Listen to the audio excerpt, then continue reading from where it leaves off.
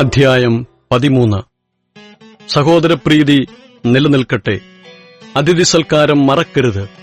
അതിനാൽ ചിലർ അറിയാതെ ദൈവദൂതന്മാരെ സൽക്കരിച്ചിട്ടുണ്ടല്ലോ. നിങ്ങളും തടവുകാർ എന്ന പോലെ തടവുകാരെയും നിങ്ങളും ശരീരത്തിലിരിക്കുന്നവരാകിയാൽ കഷ്ടമനുഭവിക്കുന്നവരെയും ഓർത്തുകൊള്ളുവിൻ. വിവാഹം എല്ലാവർക്കും മാന്യവും കിടക്ക നിർമ്മലവുമായിരിക്കട്ടെ. എന്നാൽ ദുർനടപ്പുകാരെയും വ്യഭിചാരികളെയും ദൈവം വിധിക്കും. നിങ്ങളുടെ നടപ്പ് ദ്രവ്യാഗ്രഹമില്ലാത്തതായിരിക്കട്ടെ. ഉള്ളതുകൊണ്ട് തൃപ്തിപ്പെടുവിൻ. ഞാൻ നിന്നെ ഒരു നാളും കൈവിടുകയില്ല, ഉപേക്ഷിക്കുകയുമില്ല എന്നവൻ തന്നെ അരുളി ചെയ്തിരിക്കുന്നുവല്ലോ. ആകയാൽ കർത്താവ് എനിക്ക് തുണ, ഞാൻ പേടിക്കയില്ല. മനുഷ്യൻ എന്നോട് എന്തു ചെയ്യും എന്ന് നമുക്ക് ധൈര്യത്തോട് പറയാം. നിങ്ങളോട് ദൈവവചനം പ്രസംഗിച്ച് നിങ്ങളെ നടത്തിയവരെ ഓർത്തുകൊള്ളുവിൻ.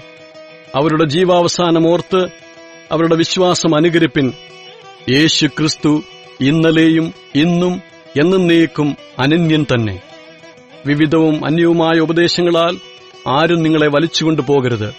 ആചരിച്ചു പോന്നവർക്ക് പ്രയോജനമില്ലാത്ത ഭോജന നിയമങ്ങളാലല്ല, കൃപയാൽ തന്നെ ഹൃദയമുറപ്പിക്കുന്നത് നല്ലത്. കൂടാരത്തിൽ ശുശ്രൂഷിക്കുന്നവർക്ക് അഹോവൃത്തി കഴിപ്പാൻ അവകാശമില്ലാത്തൊരു യാഗപീഠം നമുക്കുണ്ട്. മഹാപുരോഹിതൻ പാപപരിഹാരമായി രക്തം വിശുദ്ധ മന്ദിരത്തിലേക്ക് കൊണ്ടുപോകുന്ന മൃഗങ്ങളുടെ ഉടൽ പാളയത്തിന് പുറത്തുവച്ച് ചുട്ടുകളയുന്നു. അങ്ങനെ യേശുവും സ്വന്തം രക്തത്താൽ ജനത്തെ വിശുദ്ധീകരിക്കേണ്ടതിന് നഗരവാതിലിന് പുറത്തുവച്ച് കഷ്ടമനുഭവിച്ചു. ആകയാൽ നാം അവന്റെ നിന്ന ചുമന്നുകൊണ്ട് പാളയത്തിന് പുറത്ത് അവന്റെ അടുക്കൽ ചെല്ലുക. ഇവിടെ നമുക്ക് നിലനിൽക്കുന്ന നഗരമില്ലല്ലോ, വരുവാനുള്ളതത്രേ നാം അന്വേഷിക്കുന്നത്. അതുകൊണ്ട് അവൻ മുഖാന്തരം നാം ദൈവത്തിന് അവന്റെ നാമത്തെ ഏറ്റുപറയുന്ന അധരബലം എന്ന സ്തോത്രയാഗം ഇടവിടാതെ അർപ്പിക്കുക. നന്മ ചെയ്യുവാനും കൂട്ടായ്മ കാണിപ്പാനും മറക്കരുത്. ഈ വക യാഗത്തിലല്ലോ ദൈവം പ്രസാദിക്കുന്നത്. നിങ്ങളെ നടത്തുന്നവരെ അനുസരിച്ച് കീഴടങ്ങിയിരിപ്പിൻ. അവർ കണക്ക് ബോധിപ്പിക്കേണ്ടുന്നവരാകയാൽ നിങ്ങളുടെ ആത്മാക്കൾക്ക് വേണ്ടി ജാഗരിച്ചിരിക്കുന്നു.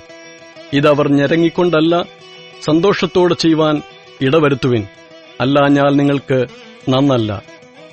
ഞങ്ങൾക്കു വേണ്ടി പ്രാർത്ഥിപ്പിൻ. സകലത്തിലും നല്ലവരായി നടപ്പാൻ ഇച്ഛിക്കൊണ്ട് ഞങ്ങൾക്ക് നല്ല മനസ്സാക്ഷിയുണ്ടെന്ന് ഞങ്ങൾ ഉറച്ചിരിക്കുന്നു. എന്നെ നിങ്ങൾക്ക് വേഗത്തിൽ വീണ്ടും കിട്ടേണ്ടതിന് നിങ്ങൾ പ്രാർത്ഥിക്കണം എന്ന് ഞാൻ വിശേഷാൽ അപേക്ഷിക്കുന്നു.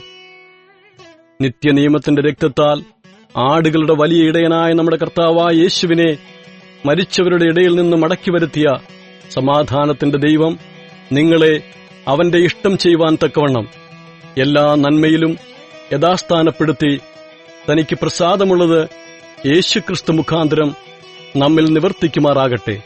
അവൻ എന്നേക്കും മഹത്വം. ആമേൻ. സഹോദരന്മാരെ, ഈ പ്രബോധനവാക്യം പൊറുത്തുകൊള്ളുവിൻ എന്നപേക്ഷിക്കുന്നു. ചുരുക്കമായിട്ടല്ലോ ഞാൻ എഴുതിയിരിക്കുന്നത്.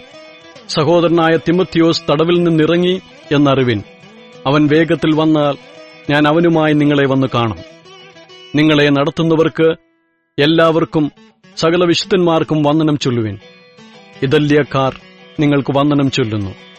കൃപ നിങ്ങളെല്ലാവരോടും കൂടെ ഇരിക്കുമാറാകട്ടെ. ആമേൻ.